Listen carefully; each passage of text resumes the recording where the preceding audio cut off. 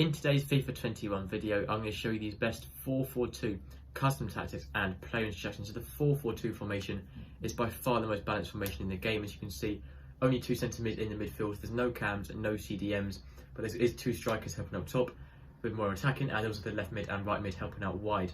So this is by far my favourite formation in the game. I do talk about a lot of formations, but this is definitely my favourite one in the entire FIFA. Not just this FIFA, in past FIFAs as well, but I have been using it a lot more in this FIFA.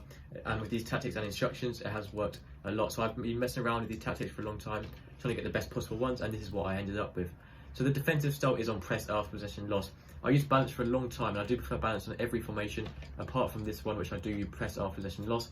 It can use a lot of fatigue on your players, so it drains, affects their players, gives players more fatigue, just just loses their energy quicker. So if you have high stamina, it can work quite well, but you can go balance if you feel like the fatigue is sort of letting you down a bit too much. But other than that, I do recommend trying to use press after possession loss. Maybe even if you switch it on end game when you have your players are low on energy anyway. But I do recommend trying out this. It does drain a lot of player energy, but it can be much better than balance as well. The width is on 4, that's to close the gap between the 2 centre backs in the middle, making that a bit narrower. The depth is on 4 as well, so 4-4 with width and depth works really, really well, so I just match that as well. I do have slower centre backs, so I don't play full back at centre back, which is also another reason I play depth on 4, but you can go with 5 or 6 or even 7 if you feel like you have to with faster centre backs. The defensive style is on balance. Obviously it's a very balanced formation, you may as well keep it balanced with the offensive style. The width is on 7 just to really push out the left mids and right mids, making the most of the width of the pitch, making them as wide as possible and as attacking as possible going forward. Players in boxes on 6 just to help slightly get more players into the box. The more players you have in the box, the obviously more opportunities you're going to get, leading to more goals. The corners on 3 just to get your tall defenders into the box, and the free kicks on 2.